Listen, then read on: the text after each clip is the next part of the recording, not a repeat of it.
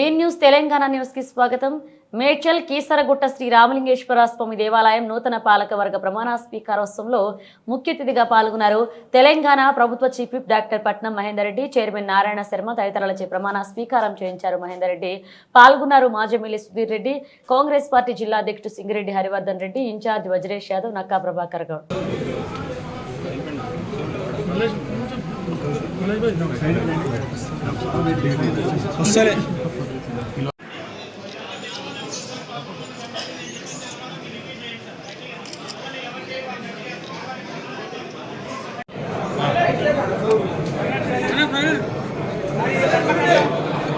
Silence.